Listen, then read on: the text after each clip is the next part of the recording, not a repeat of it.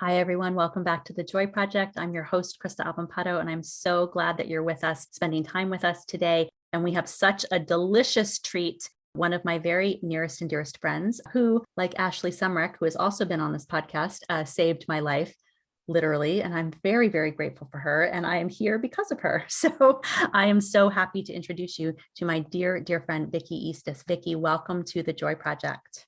Oh, it is a joy to be here. Yay. Thank you, Vicki. Where are you joining us from today? I'm joining you from Brooklyn. Wonderful, wonderful. And what do you do in Brooklyn? I teach law students how to write good legal analysis. And when I'm not doing that, I try to be a storyteller. I also do a lot of local politics. So Love it. Love it. And we know each other from the storytelling community. It's how we met, being storytellers and being producers of storytelling shows. And it is one of the great blessings, I think, of that community that people like you are in my life. And so I'm just so grateful and so happy to have you as my friend. it is an amazing community of people who are willing to share themselves with others. And so it sets a wonderful bar of honesty and authenticity. So. I agree. So Vicki, I want to talk to you today about what brings you joy. And I'm so excited for this topic. So please share with us. So when you asked about what brings joy, the first thing that came to mind was making challah.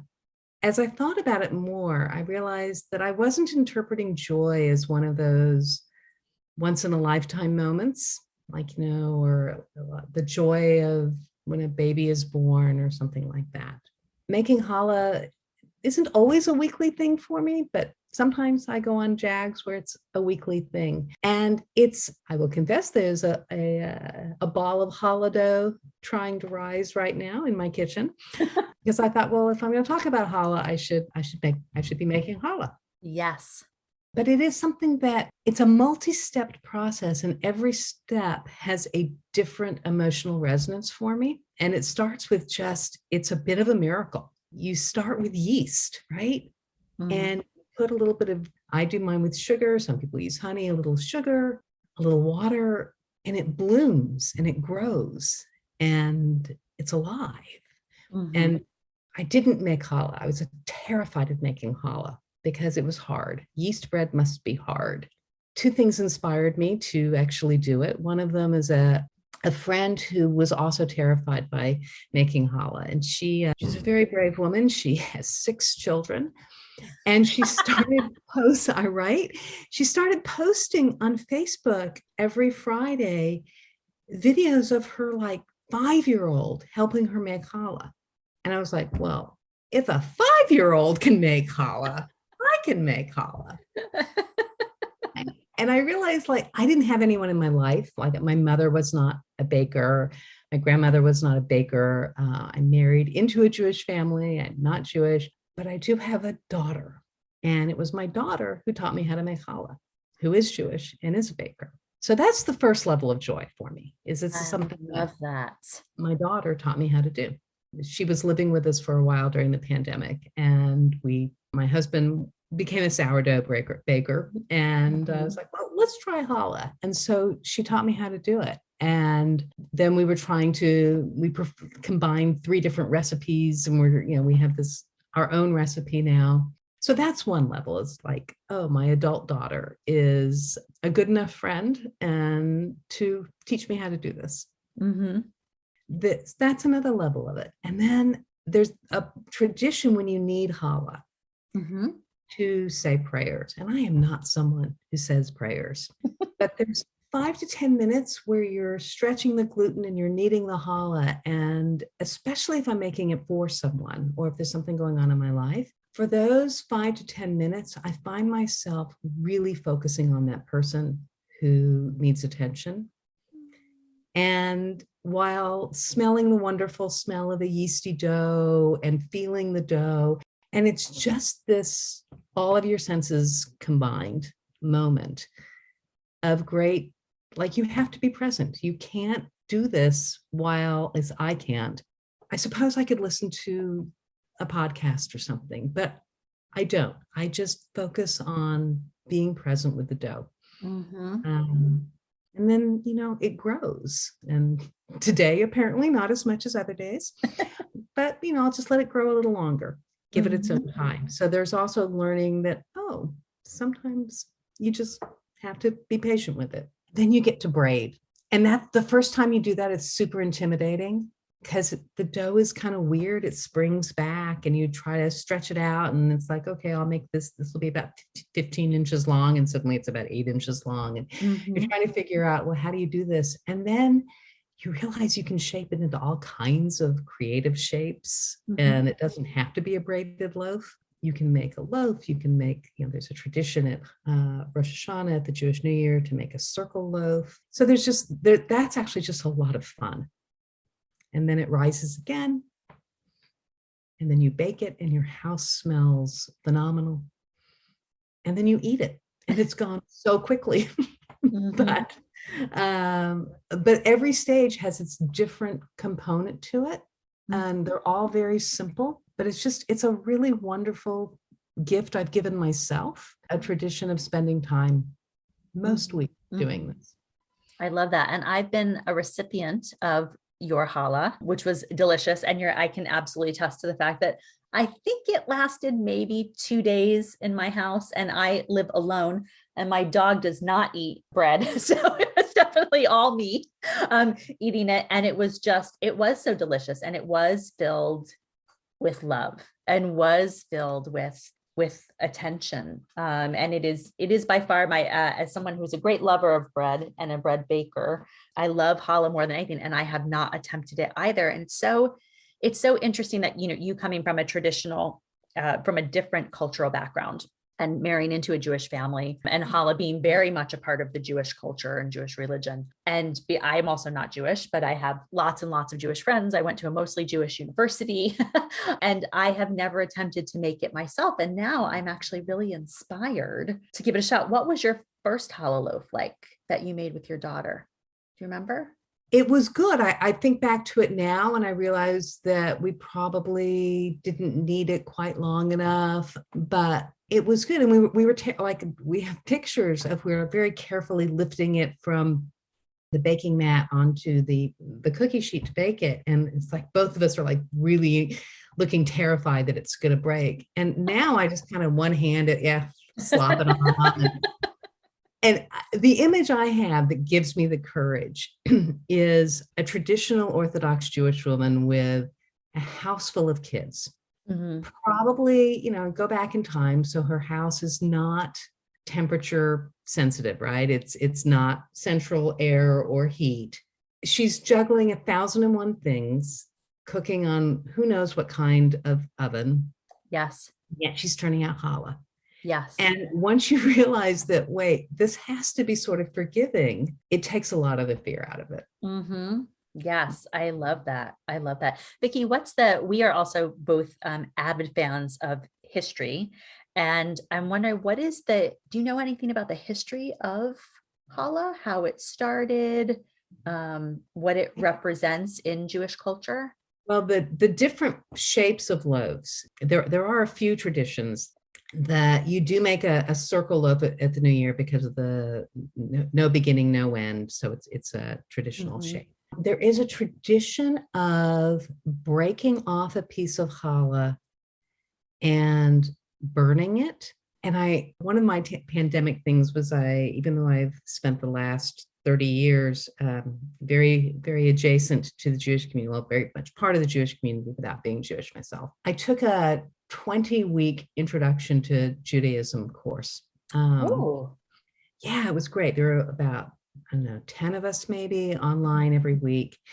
And all of us started baking challah. It was fabulous. Like, we would show pictures and there were people who did gluten-free challah. There were people who there was a rainbow challah that appeared. There was all this wonderful creativity with challah, as well as different shapes and people now make like animals out of challah and like, amazing.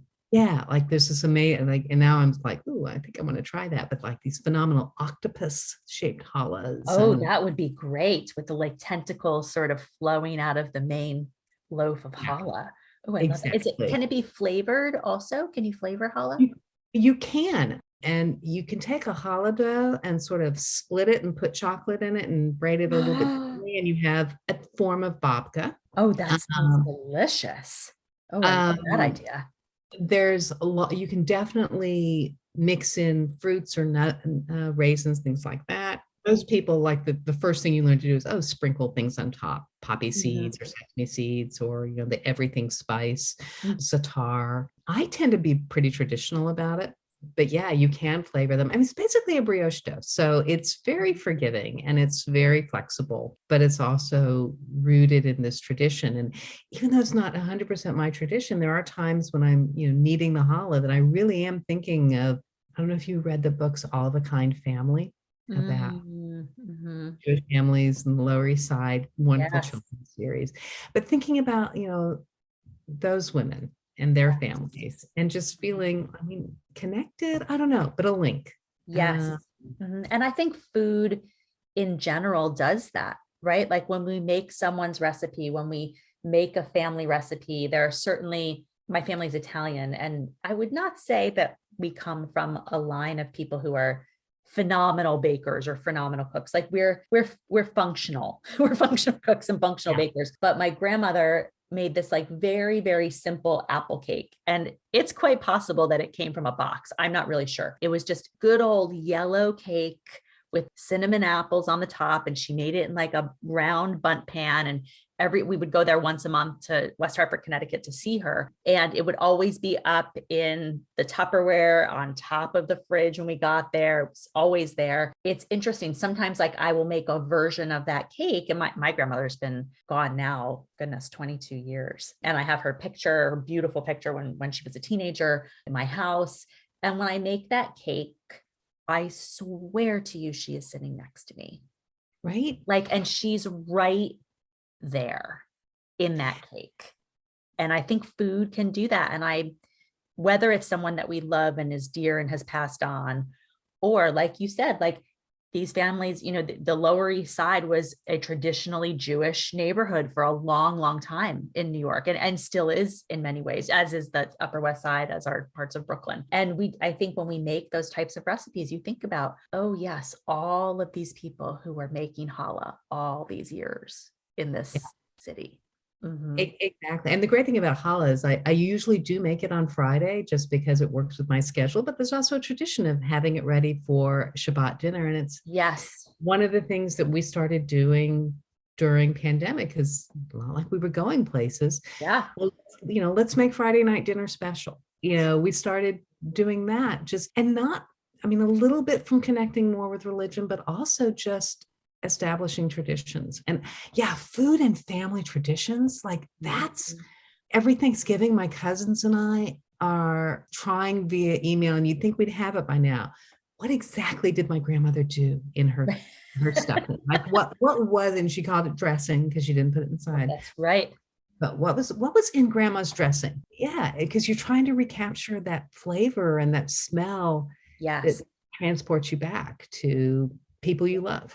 Yes, exactly. And I definitely have certain types of foods that I associate with places that I've traveled, wonderful memories of traveling or experiencing a culture for the first time. Or I grew up on an apple farm in the Hudson Valley, and almost, 99% of us were Italian and Catholic. So it was it was a very homogenous community, still is a very homogenous community. And when I went to school in Philadelphia, in West Philly, I had never had Ethiopian food before. I had never had Indian food before. Like we had one Chinese restaurant, it was the one Chinese family in our town that everybody went to a couple times a month or something like that and got takeout. And that was the extent of my adventurous food. We didn't have access to it. And I grew up very, very poor. We didn't travel anywhere. And so we just didn't have that exposure, until I was 18 and I went to West Philadelphia, which was like for me, it was an enormous culture shock for so many reasons. And I remember having injera, the bread that you eat Ethiopian food with. And I was with like 20 people I didn't know. It was like my first week on campus. And I remember having that food. And now every time that I eat Ethiopian food, which I love now, we have many fantastic Ethiopian restaurants here in New York, it takes me back to being 18. This was like a way in to a whole different world. that I didn't even know was out there. And I think food can do that too. Yeah. Right. I have a similar with clam chowder. I grew up in Texas. Clam chowder was not really part of it. And it was probably the first week of school, that week before classes have started in college. Mm-hmm. You've gone to too many mixers, too many whatever. And a woman who lived down the hall from me said, and she was from the Boston area, let's go get some clam chowder. And I was like, I don't know, sure. And it was, for me, every time I have clam chowder, I think of Kim and forming a friend as she was teaching me basically, oh yeah, here, you got to put pepper on it. You got, like, introducing me to clam chowder and being astonished that I had never had it. Yes. As we didn't go to a freshman mixer that night, but Right. went to a diner and had clam chowder. I love that. I do love, and I think it takes us back to past versions of ourselves, right? Like, you think about who you were at that time and what you knew and what you didn't know and what you thought you knew and where we were at that point in our lives, right? I have a similar thing with Entenmann's was like a real treat for my family. We had a second day store, again, like a town over from the town where I grew up. And like, if my sister and I were really, really good, my mother would take us to the second day store and we could pick something out. And I remember what that store smells like. I remember what it looks like. I could absolutely navigate my way there. It's actually still there, which is amazing. And there are those chocolate donuts and that babka cake and the cinnamon roll. There's certain things that I even can, if I close my eyes, I even have like the texture of what that food was. Because for me, there weren't lots of joyful things in my childhood, but that was one of them. Getting to have that treat on a weekend, if I was really good, a primal memory for me. Bless dear Mr. Entenmann, who started a good New York, Brooklyn company. I think if you talk to a lot of people about what their very first memory is, mm-hmm. many of us have food in our my first memory is being with my mom, going to pick up my older sister from preschool. So I was not yet in preschool. Tiny. And going to a bakery that I can still see and being given a cookie. Like, I don't really remember what flavor the cookie was, but I remember waiting for my big sister and eating a cookie that the nice lady at the bakery had handed me for free. Oh my God. Right. And that is my first real memory, which like tells you a lot. but a lot of people, their first memories have something to do with food. Yeah. And they do. The smell, right? Mm-hmm. Yeah, I was going to say it's so multi-sensory, right? It's smell, it's taste, it's the look of it. The feel of it. I mean, it really is like it's a whole experience, right? That you're having. And I think it is so true that when you have a memory that is rooted when you're so young, those are the memories that really stay with you, right? And I look at people who are bakers and people who are chefs, and I think they're magicians. They're like my superheroes, of what people can do. It's like why I love the Great British Bake Off, and like why it's like one of my nearest and dearest joys. There is something just so beautiful, like you said, of, oh, well, here's this jar of yeast in my freezer, and I put it in a little warm water and put in a little sugar, and it comes back to life.